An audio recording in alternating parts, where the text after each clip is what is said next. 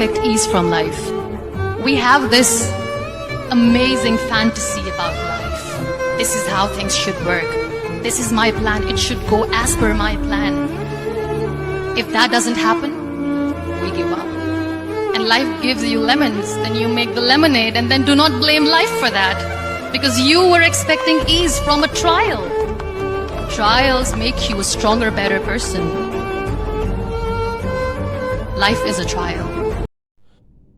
बिस्मिल्लाहिर्रहमानिर्रहीम। अस्सलाम वालेकुम everyone. My name is Mohammad Awais Nadeem और आप लोग इस वक्त मौजूद हैं YouTube channel online learning with Awais.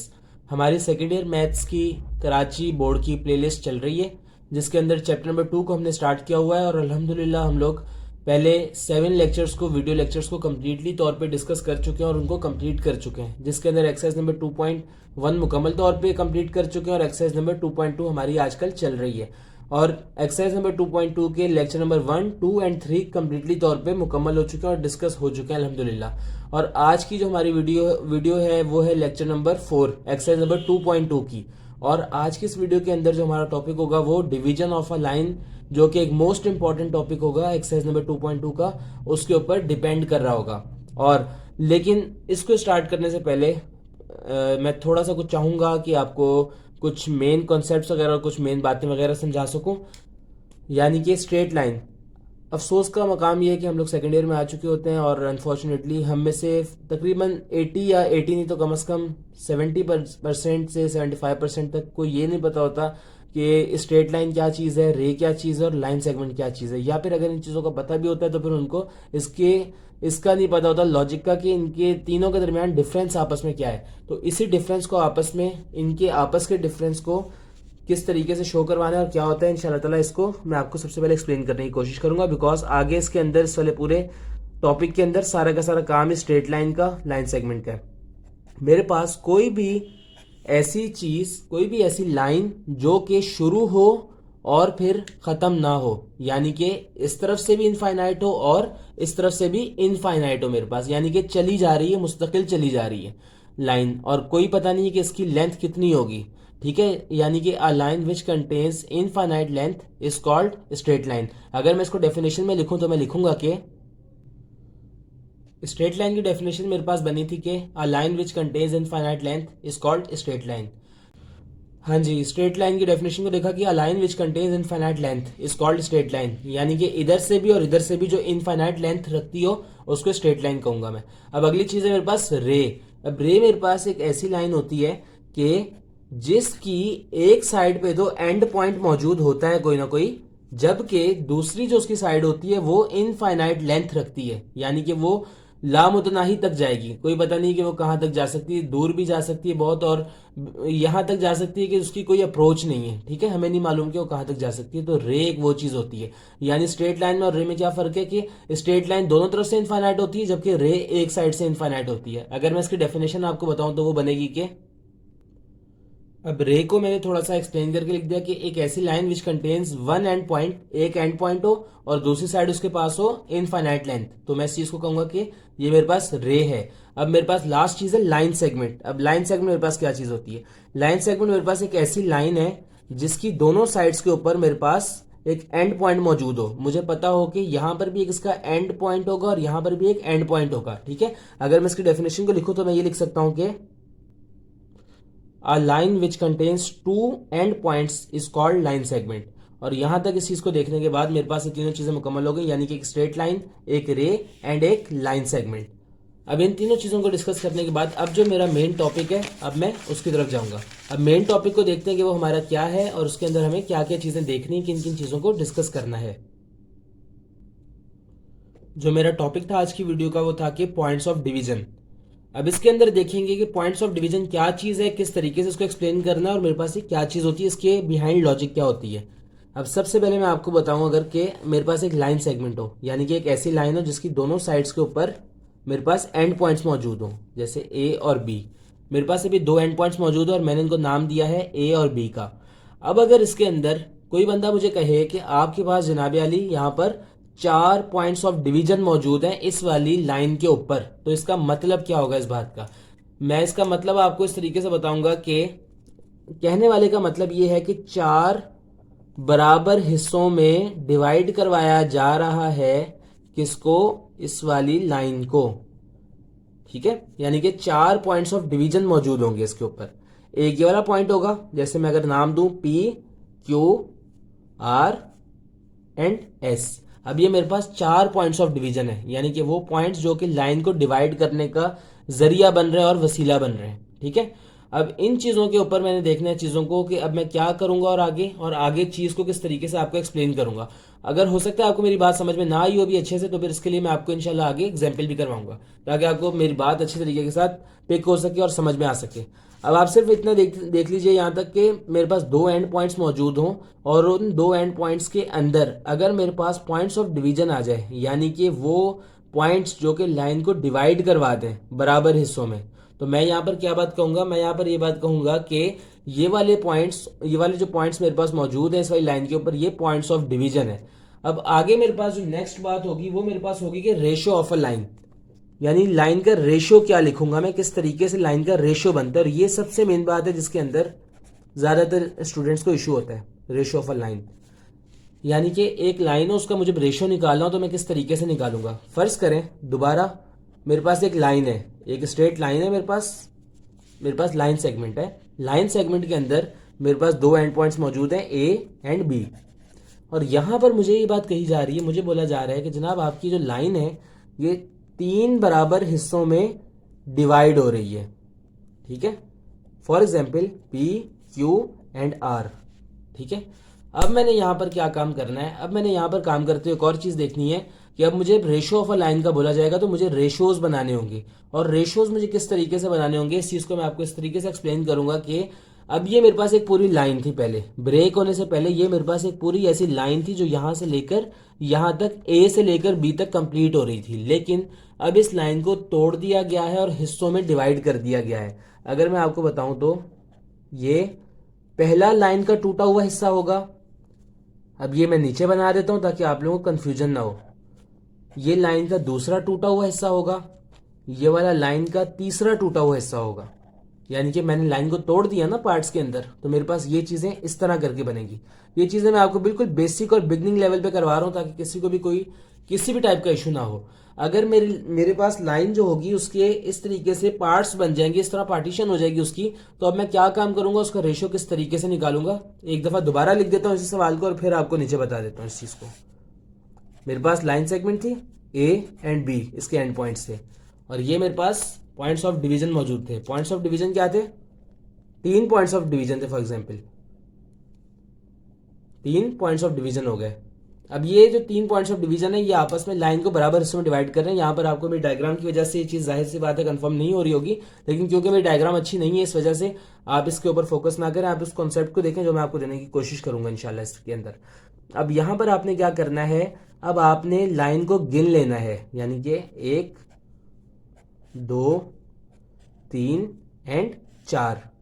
अब ये 4 टोटल जो है इसके पार्ट्स हो चुके हुए, 4 बराबर हिस्सों के अंदर ये डिवाइड हो चुकी हुई है। अब आपने इसका रेशियो किस तरीके से लिखना है, रेशियो किस तरीके से बनाना है, मैं आपको वो बताऊंगा। सबसे पहला आपके पास जो काम होगा यहाँ पर, अब आपने यहाँ पे रेशियो लिखना है पहले पॉइंट का, यानी कि फर्स्ट पॉइंट ऑफ डिवीजन का। First point of division, second point of division and third point of division. अब जब आपने सबसे पहले अपना जो फर्स्ट पॉइंट ऑफ डिवीजन है उसका रेशियो लिखना है, तो आप किस तरीके से लिखेंगे? आप इसको काउंट करेंगे। काउंट करने का तरीकाकार क्या है? तरीकाकार ये है कि 1 2 3 एंड 4। आई होप सो कि अब आप लोगों को ये बात समझ में आ चुकी होगी। अगर किसी को अभी भी कोई क्यूरी थी या अभी भी कोई इशू था, दोबारा बता देता हूं कि 1 2 3 एंड 4। अब रेशियो लिखने का तरीकाकार क्या होगा, अब वो बताता हूं। रेशियो मैंने यहां पर इस तरीके के साथ लिखने होंगे कि जब मैं फर्स्ट पॉइंट ऑफ डिवीजन के ऊपर रेशियो लिखना शुरू करूंगा तो किस तरीके से लिखूंगा। मैं देखूंगा कि यहां पर इससे पहले कितने मेरे पास मौजूद थे, तो मैंने देखा मेरे पास एंड पॉइंट और फर्स्ट पॉइंट ऑफ डिवीजन के दरमियान मेरे पास एक ही लाइन का टूटा हुआ हिस्सा मौजूद है, यानी कि एक ही लाइन का हिस्सा मेरे पास टूटा हुआ मौजूद है। तो यहां पर मैं क्या लिख दूंगा, यहां पर मैं आपके पास लिख दूंगा 1 वाला इशू हो गया क्लियर, यानी कि पहला मेरे पास आ गया जो रेशियो था लाइन का, ये वाला रेशियो आ गया मेरे पास इस साइड वाला, और 1 कैसे आया, इस वाली चीज से। अब आगे वाले मैं लिखूंगा किस तरीके से लिखूंगा रेशियो के अंदर, मेरे पास ये 1, 2 एंड 3। आई मीन कि मैंने यहाँ पे इसको 2 क्यों नहीं बोला, बिकॉज यहाँ 1 था। क्यों नहीं बोला, इस वजह से मैंने नहीं बोला है बिकॉज मैंने यहाँ वाले के लिए जो वर्किंग करनी थी कर ली, और यहाँ पे मैंने इसका 1 रेशो लिख दिया। अब इसके बाद मुझे फर्स्ट से लेकर सेकंड पॉइंट ऑफ डिवीजन तक मुझे देखना है कि मेरे पास लाइन के कितने टूटे हुए हिस्से मौजूद थे। 1 मौजूद था, 2 मौजूद थे एंड 3 मौजूद थे। So I will write it here as 3। अब मुझे बात पता चल गई कि मेरे पास पहली जो पॉइंट ऑफ डिवीजन वाली चीज है उसके ऊपर मेरे पास जो रेशो बन रहा है वो 1:3 बन रहा है। आई होप सो कि आप सबको ये बात बहुत अच्छे से समझ आ चुकी होगी, जिसको मैंने बहुत डिटेल के अंदर एक्सप्लेन किया है। नहीं भी समझ आई तो आप अब इस वाले में देखेंगे इंशाल्लाह। आई होप सो कि आपको वाला पॉइंट क्लियर हो जाएगा। अब इसके अंदर अब जब मुझे यहाँ पे रेशियो लिखना होगा, क्या करूंगा मैं, देखूंगा इससे पहले पॉइंट ऑफ डिवीजन कितने थे। यहाँ पे करते हुए काम 1 एंड 2, मेरे पास अब यहाँ पर आ जाएगा 2 रेशो। अब यहां पे गिनूंगा सेकंड से लेकर थर्ड तक, क्या बन जाएगा मेरे पास बन जाएगा 1 एंड थर्ड से लेकर एंड पॉइंट तक मेरे पास 2, यानी कि 2:2 बन जाएगा मेरे पास अब आंसर। आई होप सो ये बात आपने पिक कर ली होगी।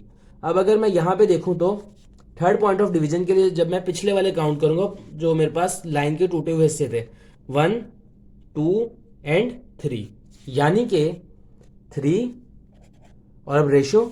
अब मैं देखूंगा थर्ड पॉइंट ऑफ डिवीजन यानी कि जो लास्ट पॉइंट ऑफ डिवीजन था उससे लेकर एंड पॉइंट तक मेरे पास कितनी चीजें मौजूद हैं। ठीक है, तो मेरे पास लाइन का कितने लाइन के टूटे हुए हिस्से मौजूद हैं। जब मैंने वो देखा तो मुझे पता चला कि मेरे पास लाइन का एक ही टूटा हुआ हिस्सा मौजूद है जो कि ये है, तो मैंने 3:1 लिख दिया। मैंने बहुत ज्यादा बच्चों के तरीके से और बचगाना लेवल पे ले जाके इस चीज को बताया लाइन के टूटे हुए हिस्सों का लफ्ज इस्तेमाल करके, ताकि आप में से किसी को भी इस वाले सवाल के अंदर एटलीस्ट कोई क्यूरी ना रहे, बिकॉज ये रेशो ऑफ अ लाइन वाला जो टॉपिक है ये सबसे मोस्ट इंपॉर्टेंट है। अगर आपने ये समझ लिया तो इंशाल्लाह ताला बाकी तमाम चीजों को बहुत अच्छे तरीके से पिक करने में कामयाब हो जाएंगे इंशाल्लाह ताला। अब नेक्स्ट है मेरे पास points of division, types of division of a line. ये मेरे पास कौन कौन सी होती है इसको डिस्कस करूंगा सबसे पहले आप सबके सामने। एक मेरे पास होती है इंटरनल डिवीजन, एक internal division, and the next one is external division. External division सबसे जो पहला काम हमें करना है वो करना है इंटरनल डिवीजन के ऊपर। मैं बताऊंगा आप सबको कि इंटरनल डिवीजन मेरे पास क्या चीज है, क्या करना है मैंने इसके ऊपर काम और किस तरीके से इसको फाइंड आउट करना है। तो अब आगे देखते हैं इंटरनल डिवीजन को। इंटरनल डिवीजन मेरे पास कह रही है कि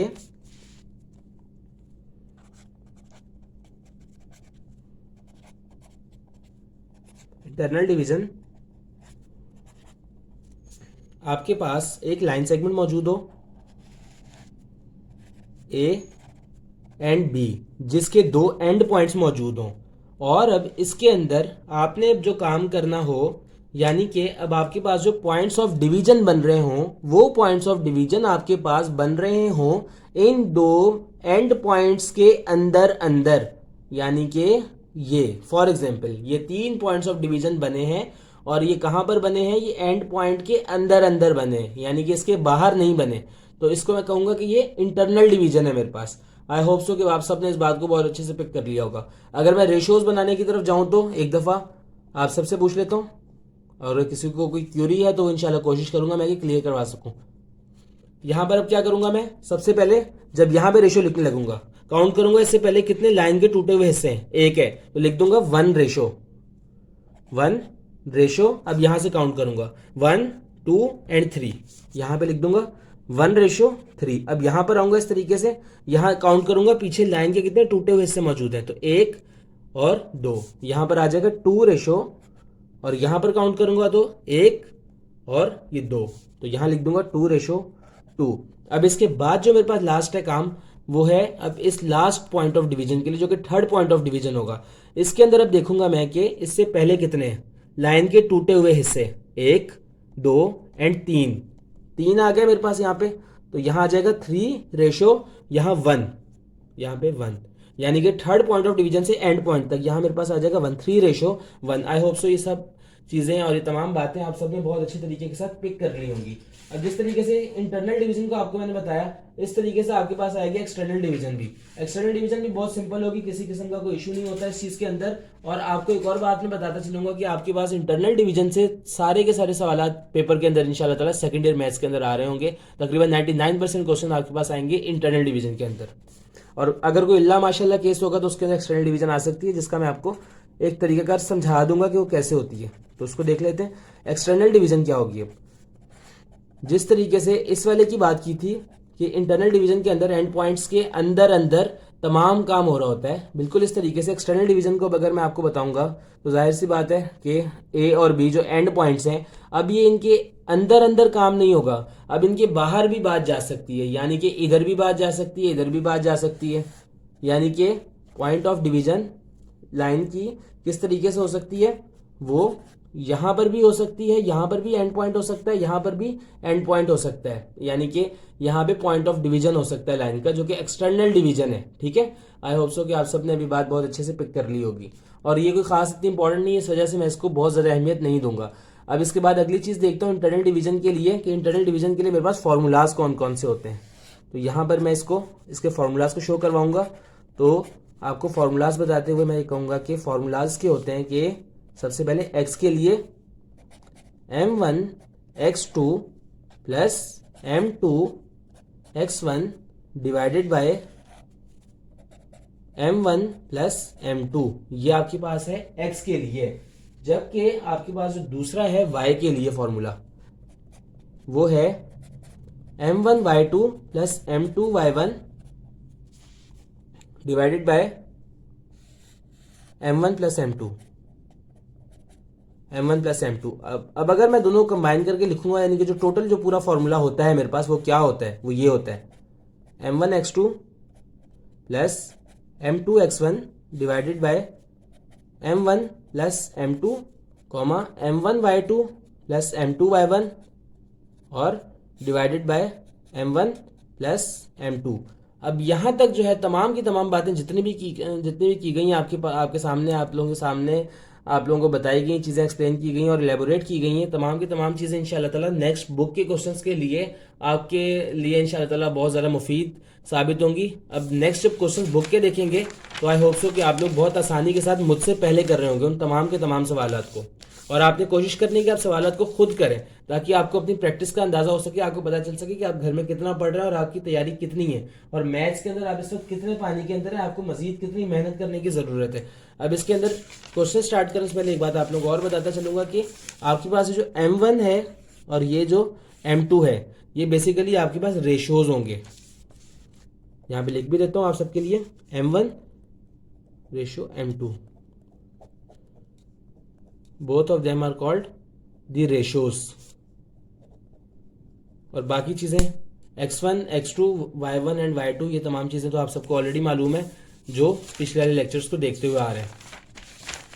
अब इसके बाद अब मैं क्वेश्चंस की जाने बढ़ूंगा, और क्वेश्चंस के अंदर अब मैं देखूंगा बुक का मेरे पास क्वेश्चन है क्वेश्चन नंबर 17। क्वेश्चन नंबर 17 के अंदर मुझे क्या बात कही जा रही है और क्या लॉजिक मैं यूज करूंगा, इंशाल्लाह ताला अब आगे उस चीज को डिस्कस करूंगा। मेरे पास ये क्वेश्चन है कि क्वेश्चन नंबर 17 आपके पास मैंने लिख दिया है, और क्वेश्चन नंबर 17 आपके पास सबसे पहले एक आसान तरीन सवाल होगा। और मैंने इसको क्यों चूज किया, ताकि मैं आपकी बेसिक्स को बिल्कुल बिगनिंग लेवल से उठा के इंशाल्लाह ताला प्रो लेवल तक लेके जा सकूं। और आई होप सो कि इंशाल्लाह ताला मैं आप लोगों को समझाने में तमाम चीजें कामयाब हो पाऊंगा। मुझे सवाल के अंदर क्या बात कही जा रही है, मुझे सवाल में कहा जा रहा है कि इन व्हाट रेशियोज, यानी कि इन व्हाट रेशियोज, मुझे क्या बात पता चली कि जब मैंने पीछे डिस्कस किया था कि रेशियो मेरे पास हमेशा m1 रेशियो m2 के बराबर होगा, तो मुझे क्या बात पता चली कि मुझे कहा जा रहा है इन व्हाट रेशियोज, यानी कि m1 और m2 क्वेश्चन मार्क है, यानी कि m1 ratio m2 is equal to question mark. जबकि मुझे कहा जा रहा है कि एक पॉइंट है मेरे पास, पॉइंट क्या है मेरे पास C2,4, जो कि मेरे पास पॉइंट ऑफ डिवीजन है। क्यों, कैसे पता चला, यहां पे लिखा हुआ है कि यहां पॉइंट लिखा हुआ है, पॉइंट लिखने के बाद लिखा हुआ है कि डिवाइड्स, तो मुझे इस चीज से पता चल गई ये बात कि ये पॉइंट ऑफ डिवीजन है, और पॉइंट ऑफ डिवीजन को हमेशा x, y से शो करवाऊंगा मैं। और यहां पर मेरे पास जो बाकी पॉइंट्स हैं वो हैं a 7,9,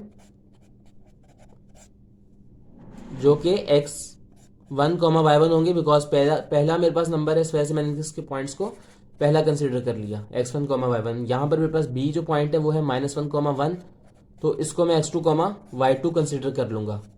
अब मैं यहाँ पर क्या काम करूंगा, मैं एक दफा आप लोगों की आसानी के लिए एक डायग्राम भी आप लोगों को बना के दिखा देता हूँ। डायग्राम के अंदर क्या काम होगा, डायग्राम के अंदर ये काम होगा, डायग्राम बेसिकली यूं बन रही है मेरे पास कि एक मेरे पास लाइन सेगमेंट है जिसके एक एंड पॉइंट पे मौजूद है a 7,9, जबकि इस वाले एंड पॉइंट पे मौजूद है कैपिटल B जो कि मेरे पास बराबर है -1,1 के जनाब।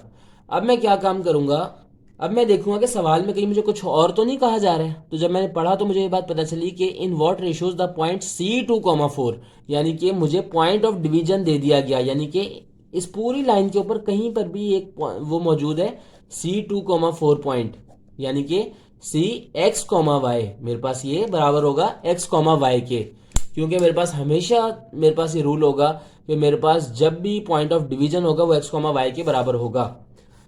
ये तमाम चीजें मैं स्टेप्स को शो करवाए बगैर कर रहा हूं, लेकिन जो मैं पीडीएफ की फाइल यहाँ पे साथ अटैच करूंगा वीडियो के डिस्क्रिप्शन के अंदर, आपने वहां से उसको खोलना है लाजमी, और खोल के इसको देखना है कि आपने कौन कौन से स्टेप्स फॉलो करने हैं एक अच्छे तरीके से क्वेश्चन की प्रेजेंटेशन को देने के लिए।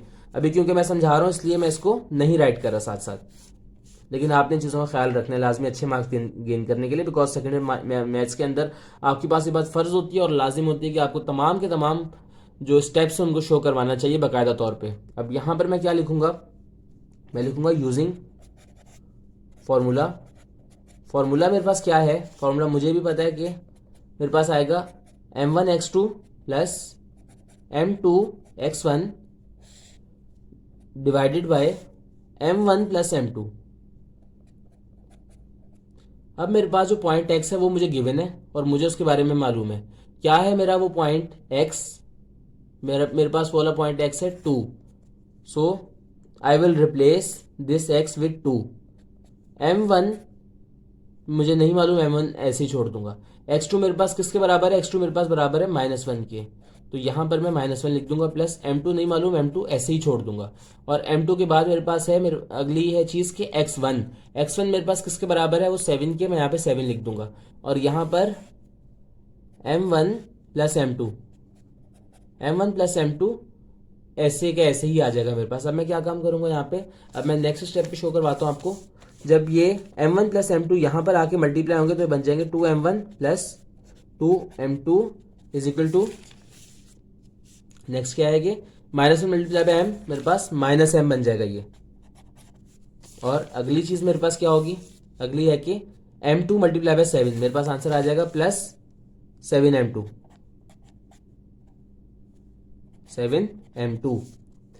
अब यहां पर मैंने क्या काम करना है, मैंने कोशिश करनी है कि मेरे पास m1 पॉजिटिव रहे। तो मैं किस तरीके से इसको पॉजिटिव बना सकता हूं, इस तरीके से बना सकता हूं कि मैं 2m1 को यहीं रहने दूं और इस चीज को पूरी को उठा के यहां शिफ्ट ना करवाऊं, बल्कि क्या काम करूं, मैं सिर्फ और सिर्फ m1 को उठाऊं, m1 को वहां भेज दूं और इस 2m2 को वहां भेज दूं। तो क्या काम होगा प्रैक्टिकली तौर पर करके दिखाऊं आपको, तो यहां पे बन जाएगा प्लस m1 और is equal to 7m2 minus 2m2। I hope so कि आप सबको बात क्लियर हो चुकी होगी। यहाँ पे 7 में से जब 2 जाएंगे तो 5 आएगा, रेशो साथ में आएगा m2, और यहाँ पर 2m1 प्लस m1, यहाँ पर आंसर आ जाएगा 3m1 के बराबर। अब यहाँ पर मैंने रेशोज को आपस में एक दूसरे के ऊपर नीचे लिखना है, m1 अपॉन m2, यहाँ पे मल्टीप्लाई हो रहा था वहां जाकर डिवाइड हो जाएगा, m1 upon m2 is equal to 5, और यहाँ पे 3 मल्टीप्लाई हो रहा था वहां जाकर डिवाइड हो जाएगा, तो 5/3 आ जाएगा। यानी कि मेरे पास x की तरफ से जो रेशोज आए हैं वो आए हैं बराबर है m1 ratio m2 is equal to 5/3। I hope so कि ये बात आप सबको बहुत अच्छे तरीके के साथ क्लियर हो चुकी होगी और कोई कंफ्यूजन नहीं होगी। अब मैंने ये वाला काम करना है फॉर y। किस तरीके से करूंगा मैं आपको बगैर स्टेप शो करवाए ये चीज समझा रहा हूं बस, और बाकी चीजें आपने खुद फॉलो करनी है और खुद देखनी है। अब मेरे पास ये चीज है फॉर्मूले के according, y is equal to m1y2 plus m2y1 divided by m1 plus m2 और यहाँ पे y मेरे पास किस चीज के बराबर था, यहां मैंने देखा था कि y मेरे पास बराबर है 4 के, so I will replace this y with 4। और ये m1 प्लस m2 यहाँ नीचे डिवाइड हो रहे हैं, वहां जाके मल्टीप्लाई हो जाएंगे, यानी कि 4m1 और प्लस 4m2। m1 पहले इस वाले 4 से मल्टीप्लाई होगा, यानी कि y की जगह जब 4 आ जाएगा तो इस वाले 4 से मल्टीप्लाई होगा, और उसके बाद फिर ये वाला जो 4 होगा, अब ये वाला 4 इस m2 से मल्टीप्लाई होगा, 4m2 आ जाएगा, इज इक्वल टू m1 मुझे नहीं मालूम, वैसे का वैसे ही छोड़ दूंगा। y2 को देखूंगा कि y2 मेरे पास किसके बराबर है। यहाँ पर जब मैं y2 को देखूंगा तो मुझे ये बात पता चल जाएगी कि y2 मेरे पास बराबर है 1 के। तो यहाँ पर मैं 1 पुट कर दूंगा और प्लस m2 y1 मेरे पास किसके बराबर है, ये मेरे पास y1 होगा और x1 होगा। ओ आई एम सॉरी, ये तो x, y था, मैंने बाय मिस्टेकनली यहाँ पे लिख दिया। यहाँ पर ये है x1, y1। अब मेरे पास मुझे क्या चीज फाइंड आउट करनी है, मुझे निकालनी है चीज y2 को मैंने लिख लिया। अब मुझे y1 के लिए चाहिए। y1 को मैं जब चेक करूंगा तो मुझे क्या बात पता चलेगी कि y1 मेरे पास बराबर है किसके, 9 के। तो यहां पर मैं y1 की जगह पे अब 9 पुट कर दूंगा, m2 9, ठीक है। 4m1 plus 4m2 is equal to m1 multiply by 1 मेरे पास आ जाएगा m1 प्लस 9m2।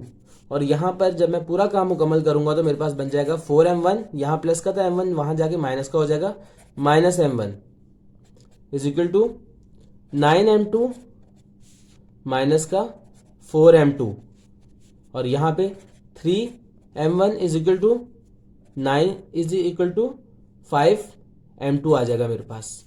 और यहां पे m1 ratio m2 is equal to 5:3 आ जाएगा। अगर आप में से किसी को इस बात पे कंफ्यूजन है कि मैंने वाला काम क्या किया, तो मैं एक दफा दोबारा रफ में आप लोगों को समझाने को तैयार हूं। मैंने ये वाला काम ये किया है कि m1 अपॉन m2 और इज इक्वल टू 5/3, यानी कि रेशोज के नीचे और बाकी जो नॉर्मल मेरे पास नंबर्स थे उनको मैंने नंबर्स के नीचे लिख दिया 5/3। अब मैं लिखूंगा m1 ratio m2 is equal to 5:3। अब यानी मुझे ये बात पता चल गई कि मेरे पास फॉर x से करने पर भी और फॉर y से करने पर भी मेरे पास जो मेरा आंसर आ रहा है वो बिल्कुल सेम आ रहा है। तो अब ये बात मेरी मर्जी होगी कि अब मैं देखूं, अगर मुझे x वाले से करना है तो मैं x वाले से कर लूं, अगर मुझे y वाले से करना है तो फिर मैं y वाले के साथ कर सकता हूं। इसके अंदर कोई मुजायका नहीं होगा और कोई किसी किस्म का इशू मेरे पास नहीं होगा। आई होप सो की बात आप सबको बहुत अच्छे तरीके के साथ समझ आ चुकी होगी। ये बुक का क्वेश्चन नंबर 17 था, जो कि पहला आसान तरीन सवाल था, जिसको मैंने समझाने की आप सबको बहुत अच्छे तरीके के साथ कोशिश की है। और यहाँ पर इस वाले लेक्चर को अब मैं एंड करूंगा। इसके बाद जो बुक के मजीद क्वेश्चंस होंगे इंशाल्लाह ताला उनको डिस्कस करूंगा, बिकॉज मेरी कोशिश होगी इंशाल्लाह ताला आपसे कि वीडियो को 30 मिनट से कम के अंदर रखा जाए, ताकि आप में से सबको देखने में आसानी हो और आप लोग अच्छे तरीके के साथ चीज़ों को पिक कर सकें।